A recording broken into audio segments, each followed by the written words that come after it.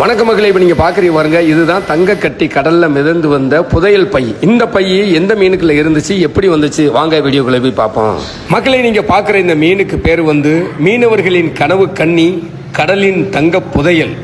இந்த மீன் வந்து கரெக்டாக 31 கிலோ இருந்துச்சு. இந்த 31 கிலோ மதிப்புள்ள இந்த மீனை ஏன் இவ்வளவு பத்திரமா எல்லாருமே வந்து பெத்த புள்ளைய தூக்குற மாதிரி பக்குவமாக தூக்குறாங்க அப்படின்னு சொல்லி பார்த்தீங்கன்னா, இந்த மீன் வந்து விலை மதிக்க முடியாத ஒரு பொக்கிஷத்தை தன்னுடைய வயிற்றுக்குள்ள வச்சிருக்கு. அது தன்னுடைய வயிற்றுக்குள்ள இருக்கக்கூடிய அந்த விலை மதிக்க முடியாத அந்த பொக்கிஷத்தை யார்கிட்டையுமே அது காட்டிக்கிறாது. இதை பற்றி தெரிஞ்சவங்களுக்கு மட்டும்தான் இதனுடைய வயிற்றுக்குள்ள இத்தத்தண்டி தங்க புதையல் இருக்குது, இத்தனை கிராமில் இருக்கும் அப்படின்னு சொல்லி யாராலையுமே மதிக்க முடியாது. ஒரு சில நபர் மட்டும் இதை கரெக்டாக மதிப்பாங்க. அதனால தான் இந்த மீனை எந்த வாகில் பிடிச்சாலும் சரி, ஆளாளுக்கு தலைக்கில் கை விடுவாங்க, வாளுக்குள்ள கை விடுவாங்க. அது எத்தத்தண்டி முட்டை இருக்குது, அதுக்குள்ளே எத்தத்தண்டி தங்கம் அதுக்குள்ளே இருக்குது அப்படின்னு சொல்கிறத கணிச்சே பார்க்க முடியாது. அதனால இந்த மீனை என்ன செய்வாங்கன்னா, நடுவில் வச்சு இந்த மீனை வந்து ஏலம் போடுவாங்க. ஏலம் போரி அந்த மீன் அந்த அவருங்க உள்ளே ஓட்டி பார்க்குறாரு, சரிதா, யாராலையுமே அதை கணிச்சு கரெக்டாக எடுக்கவே முடியாது. இந்த மீனை வந்து ஏலம் கூறுவாங்க. பெரிய பெரிய வியாபாரிகள், அதாவது வெளிநாட்டுக்கு எக்ஸ்போர்ட் பண்ணக்கூடிய வியாபாரிகள் தான் சுற்றி நிற்பாங்க. இந்த மீனை வாங்குறதுக்கு போட்டி போடுவாங்க நிறைய பேர். ஏன்னா இந்த மீன் வந்து பல லட்சம் மதிப்பை கொடுக்கக்கூடியது. இதில் ஒரு வியாபாரியை வாழவும் வைக்கும், ஒரு வியாபாரியை அப்படியே கீழேயும் அடிக்க வச்சிடும். ஏன்னா பல லட்சம் மதிப்பை வந்து அவங்க கரெக்டாக கணிச்சு சொன்னால் மட்டும்தான் இதில் உள்ள முட்டை அந்த பாருங்க, தெரியுதானே, ஆகா தான் இருக்கான் பாருங்க, அதான் இருக்கா அப்படி இருக்குவாருங்க. அந்த வியாபாரி கணக்கச்சிதமாக மதித்தா மட்டும்தான் வியாபாரி தப்பிப்பார். அவருடைய மதிப்பு தவறிச்சு அப்படின்னு சொல்லி சொன்னால் அந்த வியாபாரிக்கு பல லட்சம் நஷ்டமாகும். அப்பேற்பட்ட இந்த தங்க மீனை, கோல்டு பிஸ்ஸை இன்னைக்கு வந்து பாம்பன் கடற்கரை துறைமுகத்துக்கு வந்து அழகு சேர்த்துச்சு பாருங்க. அந்த அழகு தெய்வத்துக்கு வந்து அதை பார்க்கறதுக்குன்னு சொல்லி கூட்டம் கடற்கரையில் ஓகோன்னு கூகோன்னு இருந்துச்சு. அதனுடைய வாய்ப்பகுதியை பார்த்தீங்களா, அது எப்படி இருக்கு அப்படின்னு சொல்லி கடற்கரையில் அனைத்து மக்களுமே இதை வந்து பார்க்கறதுக்காக சுற்றி வந்து நின்று செல்ஃபி எடுத்துக்கிட்டாங்க. எந்த மீன் வந்தாலும் இந்த அளவுக்கு வந்து அது கூட்டம் போட்டு அதை வந்து பார்க்கறதுக்குலாம் வரமாட்டாங்க. ஆனால் இந்த தங்க பொக்கிஷம் பாம்பன் ஒரு எந்த துறைமுகத்துக்கு வருதோ அந்த துறைமுகம் வந்து மங்களகரமாக சூப்பராக செழிப்பாக இருக்கும், செல்வ செழிப்பாக இருக்கும். அதே மாதிரி இன்னைக்கு கடைசி கடல் 61 நாள் தடைகாலம் ஆரம்பித்த நிலையில் இன்னைக்கு தான் லாஸ்ட் கடல். இன்னையோட 61 நாள் தடைகாலம் ஆரம்பிக்குது. இந்த தடை காலத்துக்கு ஒரு ஊக்கம் இருந்தால் இன்னைக்கு பாம்பன் கடற்கரைக்கு வந்துச்சு வருங்க. இதுதாங்க இந்த சொத்து. இந்த சொத்து யாருக்கு அடிச்சிச்சோ அவர் தான் இன்னைக்கு வந்து ஒரு யோகக்காரர். ஆனால் என்ன, இதில் வந்து இந்த ஒரு மீனாக வருது வருங்க. இது வரும்போது தன்னுடைய லவ்வரையும் கூட்டு வந்துச்சுன்னு சொன்னால் அந்த மீனவருடைய வாழ்க்கை கொடிகட்டி ஏதோ ஓரளவுக்கு அவருடைய வாழ்க்கை செழிக்கும்.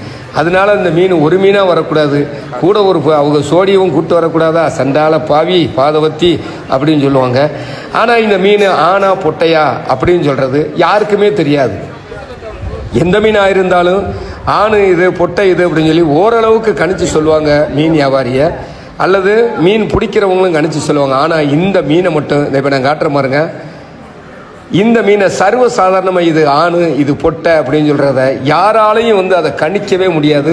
இது வந்து ரொம்பையும் வந்து ஒரு கிரிட்டிக்கலாக நம்மளையே வந்து ஒரு பைத்தியக்காரத்தனமாக்கு. இந்த பாருங்க, இதுதான் அதனுடைய கீழ்ப்பகுதியில் உள்ள இந்த உறுப்பு. இந்த ஒரு உறுப்பை வச்சு நம்ம இது ஆனா பொட்டையான்னு சொல்லி நம்ம சாமானியம் கண்டுபிடிக்க முடியாது. அப்படி அதை கண்டுபிடிச்சி அதை கரெக்டாக இத்தத்தண்ணி மீனுக்குள்ள இத்தனை கிராமில் உள்ள அந்த கோல்டு இருக்கும் அப்படின்னு சொல்கிறத நம்ம கணிக்கலாம். இப்போ ஒரு வியாபாரிக்கு அது அடிச்சுட்டு அந்த வியாபாரி அழகாக வாங்கிட்டு வந்துட்டாப்புல. இந்த வியாபாரிக்கு தான் அந்த மீன் வந்து சீட்டில் விழுந்துச்சு. இந்த வியாபாரி இப்போ அதை வாங்கிட்டாரு. வாங்கி அதுக்குள்ளே எத்தப்பெரிய தங்க மூட்டை உள்ளே இருக்குது அப்படிங்கிறத அவர் ஆவலோடு தேடுறாரு. ஏன்னா இவர் பல லட்சம் காசு கொடுத்து இவர் வாங்கியிருக்காரு. அத்தனை வியாபாரி நின்ற இடத்துலையும் இவருக்கு தான் அந்த ஜாக்பாட் அடிச்சிருக்கு. ஏன்னா இவர் தான் அதிகமான விலை வச்சிருக்காரு. அந்த அதிகமான விலை வச்சதுனால இவருக்கு அந்த மீன் வந்து அந்த சீட்டில் அவருக்கு விழுந்ததுனால இவருக்கு விழுந்திருக்கு. அதனால் இந்த மீனை இவர் வாங்கிட்டு வந்து இப்போ அந்த தங்க புதையலை அவர் கீறி உள்ளேருந்து அவர் எடுக்க போகிறாரு. அதில் எத்தனை கிராம் உள்ள அந்த தங்க முட்டை இருக்குது அப்படிங்கிறத வீடியோ ஸ்கிப் பண்ணாமல் பார்த்து தெரிஞ்சுக்கிறேங்க. அவர் எவ்வளோ ஆர்வமாக இருக்காரோ, ஏன்னா பல லட்சம் கொடுத்து அந்த மீனை வாங்கியிருக்காரு. நம்மளும் அதே மாதிரி இந்த வீடியோ எடுக்கும்போது ஆகா எத்தத்தண்டியாக இருக்கும். எனக்கு முதல்ல வந்து இதுதான் ஃபஸ்ட் நேரம் இந்த தங்க புதையலை கீறி இதை எடுக்கிறதா இருந்தால் இந்த வீடியோவை நான் பார்க்கணும் அப்படின்னு நான் எங்கே போகணும்னா நாகப்பட்டினம், காரைக்கால் அந்த மாதிரி ஏரியாக்களில் தான் இந்த மீன் வந்து அதிகமாக வரும். மற்ற எல்லா கடல்லையுமே இது வராது. அங்கே தான் போகணும். ஒரு நாளைக்கு இந்த தங்க முட்டையை கீறி எடுக்கிற அந்த வீடியோ எடுக்கணும் அப்படின்னு சொல்லி ரொம்ப நாள் ஆசைப்பட்டேன். ஆனால் இதை நம்ம கண்ணு முன்னாடியே நம்ம ஊரில் எடுக்கிறோம் அப்படின்னு சொன்னால் எனக்கு ரொம்பவும் வந்து ஒரு எக்ஸைட்மெண்ட்டாக இருந்துச்சு. அதே மாதிரி அந்த வீடியோவை அப்படியே நம்ம சப்ஸ்கிரைபர் வியூவை பார்க்கட்டுமே அப்படின்னு சொல்கிறதுக்காக உங்களுக்காக இது வந்து ரொம்ப ரிஸ்க் எடுத்திருக்கேன். பார்த்து அந்த எடுக்காரு வருங்க. ஆக உள்ள வருது. இது இல்லை, இதுக்கு உள்ளே இருக்குது. இப்போ எடுத்தது வந்து இது பாலை. இந்த பாலையை தாண்டி அதுக்குள்ளே தான் இருக்குது அந்த தங்க முட்டை. அந்த தங்க முட்டை எத்தனை கிராம் இருக்கும் அப்படிங்கிறத வீடியோவை ஸ்கிப் பண்ணாமல் பார்த்து கமெண்டில் சொல்லுங்கள் எத்தனை கிராம் இருக்கும். இந்த மீனுக்கு பேர் உங்கள் ஊரில் என்ன சொல்லுவீங்க அப்படிங்கிறது. கொடுவான்னு சொல்லி இப்போ அவர் எடுக்க போகிறத நம்மளும் வந்து ஒரு பரபரப்பாக நம்ம வந்து அதை பார்த்துக்கிட்டே இருக்கோம். நீங்களுமே அதை பாருங்கள், அவர் எப்படி எடுக்கிறாரு, அந்த தங்க முட்டை எத்தனை தண்டியாக வருது அப்படின்னு சொல்கிறத.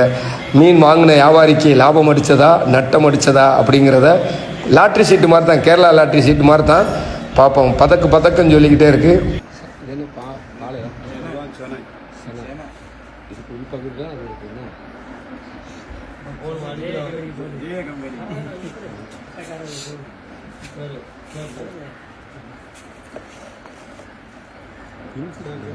அதனால காத்து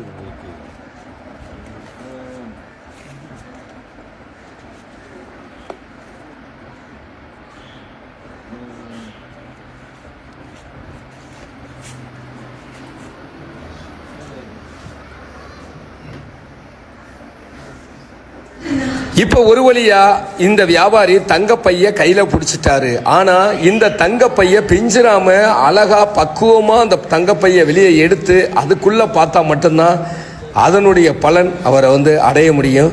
அதனால அவங்க என்ன செய்யறாருன்னா, ஒரு பக்கத்தை அந்த பையனுடைய ஒரு முனையை தட்டி எடுத்துட்டாப்புல, இன்னொரு முனையை அவர் கரெக்டா கிளீனா அந்த லாவகமாக எடுத்து அதுக்கப்புறம் அதை வந்து அவர் எடை போட்டு பார்த்தா மட்டும்தான் இது வந்து எத்தனை லட்ச ரூபாய்க்கு பெறும் அப்படின்னு சொல்லி அவர் மதிப்பார்.